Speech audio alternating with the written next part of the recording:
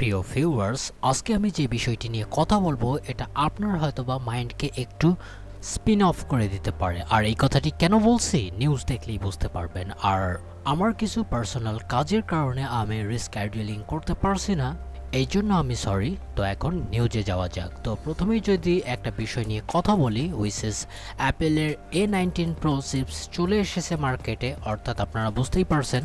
বা thanks to iPhone 17 Pro। যদিও আমার অ্যাপেল ইভেন্টের দিন একটা লাইভ করার কথা ছিল, তবে কোনো কারণে হয়নি, তো সেটাকে বাদ দেই। তো এখন যে অ্যাপেল A19 Pro চিপসের যে পারফরমেন্সের ব্যাপারটা আমাদের সামনে চলে এসেছে, এটা আসলে অনেক ক্রেজি থিং। আমি একটা উদাহরণ দিয়েই বলি, এইবার কিন্তু প্রথমবার অ্যাপল তাদের আইফোন প্রো সিরিজের মধ্যে কিন্তু ভেপার চেম্বার লাগিয়েছে কুলিংয়ের জন্য। আর এটা কেন করেছে, তাদের A19 যে প্রো চিপস আছে সেটা অনেক পাওয়ারফুল আর এটা অনেক হিটও জেনারেট করতে পারে, তাই এই ব্যবস্থা।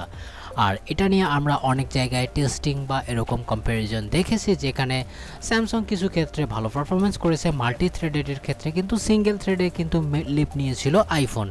আর ফোনের ক্ষেত্রে এটাই কিন্তু অনেক কার্যকর। তো এখন টমস হার্ডওয়্যারের রিপোর্ট অনুযায়ী আমি যদি একটা বিষয়কে প্রাধান্য দেই, সেটা হচ্ছে এই যে A19 Pro চিপসটা আছে সেটা বিট করে দিয়েছে, ভালো করে শুনুন, বিট করে দিয়েছে Ryzen 9 9950X এর মতো সিপিইউকে, যদিও single threaded পারফরমেন্সে।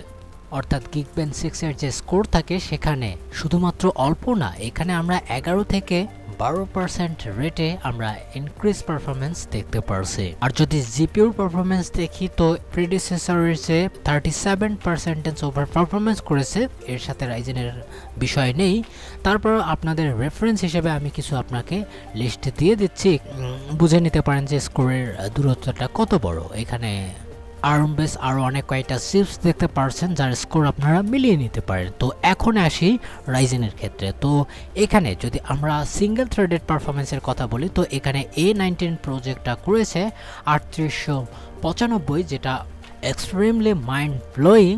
By the way M3 M4 চিপসের চেয়েও কিন্তু এখানে ভালো স্কোর করতে পেরেছে। আর যদি রাইজেনের কথা বলে, এখানে 3482 মতো স্কোর করতে পেরেছে, অর্থাৎ অনেক কম বেশি দেখা যাচ্ছে। তবে এটার সাথে আমি কোনোভাবেই কিন্তু মাল্টি থ্রেডেডের তুলনা করব না। তারপরে যেটা এটা করতে পেরেছে, অর্থাৎ 9740 করতে পেরেছে মাল্টি থ্রেডেড স্কোর, যেখানে M4 বা M3ও অনেকটা দেখতে পারছেন যে 10 বা 12 হাজারের উপরে করেছে। আর এখানে রাইজেন করেছে 23584, অথবা ইন্টেল Core i9-14900KS এর মতো পারফরমেন্স করেছে নিয়ার অ্যাবাউট রাইজেন। তবে হ্যাঁ, এখানে A19 Pro যে চিপসটি করেছে 9750 সামথিং, তো এটাও কিন্তু কোনোভাবেই খারাপ স্কোর না। তো অনেকেই হয়তো বা বলতে পারেন এগুলো তো অনেক লো পাওয়ার চিপস। ইয়েস, এটা অনেক লো পাওয়ার চিপস, কিন্তু সিঙ্গেল থ্রেডেড পারফরমেন্সের ক্ষেত্রে কিন্তু এটা অনেক ম্যাটার করে। কারণ আপনি মোবাইল বলুন অথবা কম্পিউটার, আপনি প্রথমেই যদি যে কোনো কিছু টাস্ক অ্যাড করেন বা যে কোনো কিছু চালান, তো সেক্ষেত্রে সিঙ্গেল থ্রেডেড পারফরমেন্স অনেক সাহায্য করে এক্ষেত্রে। আর মোবাইলের ক্ষেত্রে তো অবশ্যই, আপনি তো মোবাইলে হাই এন্ড ভিডিও এডিটিং করতেছেন না বা এরকম কমপ্লেক্স কাজ করতেছেন না, তো সেক্ষেত্রে আমি মনে করি সিঙ্গেল থ্রেডেড পারফরমেন্স ভালো যদি আসে, এটা একটা ভালো বেনিফিট দিতে পারে। আর তার সাথেও মাল্টি থ্রেডেডেও যেটা করেছে, এটা আসলে মাইন্ড ব্লোয়িং।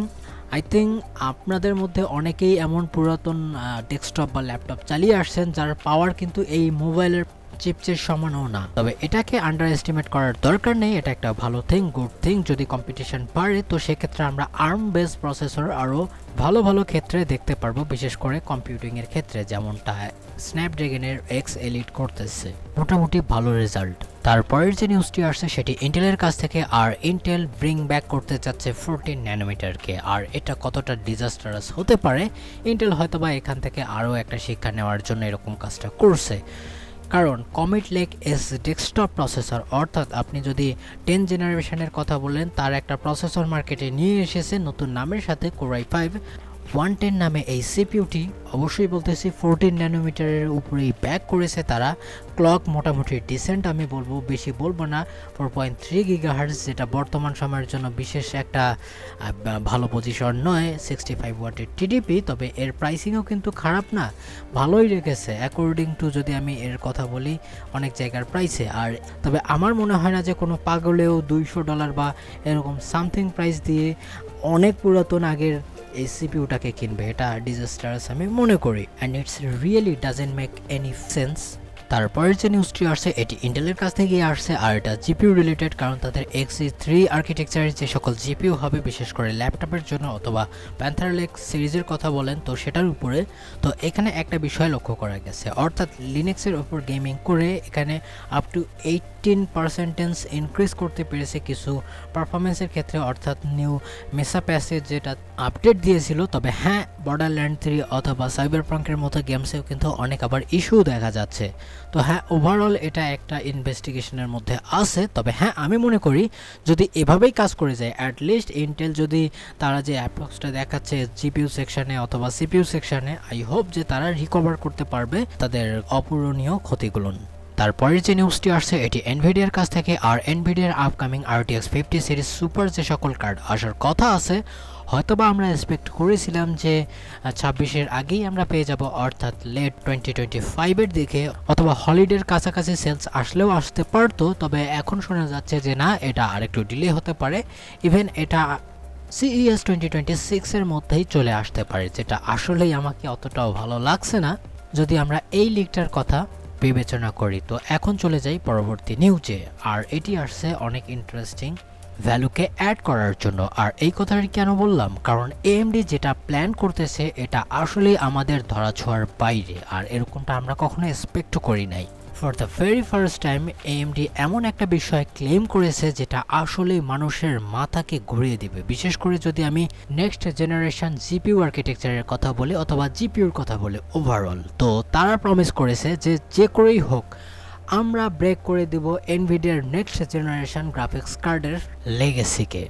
আর এটা কোনোভাবেই ছোটোখাটো কোনো ক্লেম না, এটা একটা বিশাল ব্যাপার। আর এটা যদি করতে না পারে তো সেক্ষেত্রে কিন্তু AMDর দুর্সাই অনেক জায়গায় হবে। আর এজন্যই বলতেছি তারা ভেবে চিন্তেই এই কথাটি বলেছে, আর এমন না যে হাওয়ায় কোথাও থেকে আসছে, এরকমটা না। ওভারঅল যদি আমি অফিসিয়ালদের কথা বলি তাদের কথা এটা।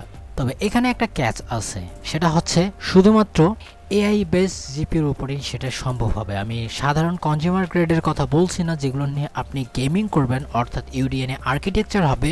অলরেডি আপনারা জেনে গেছেন CDNA এবং RDNA মিলে UDNA হয়ে যাবে।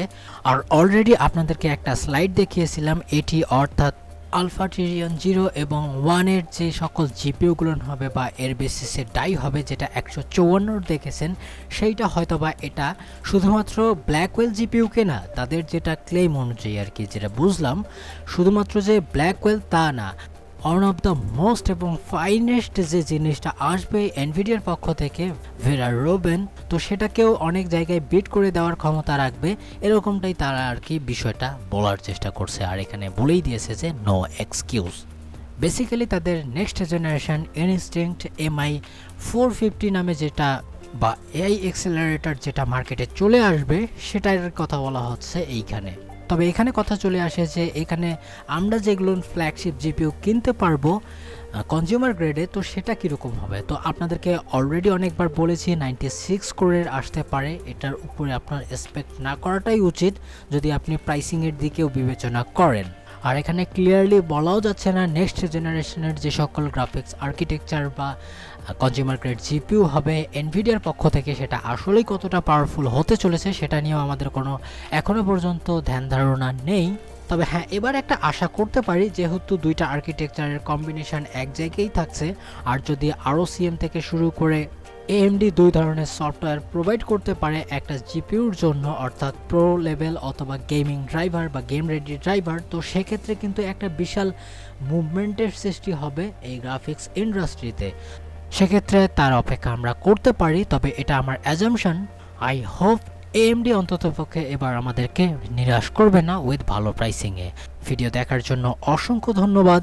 ভালো লাগলে লাইক, কমেন্ট অথবা ডিসলাইক করতে পারেন, আর অবশ্যই চ্যানেলটিকে সাবস্ক্রাইব করে যাবেন। ভালো থাকবেন, সুস্থ থাকবেন, বাই বাই।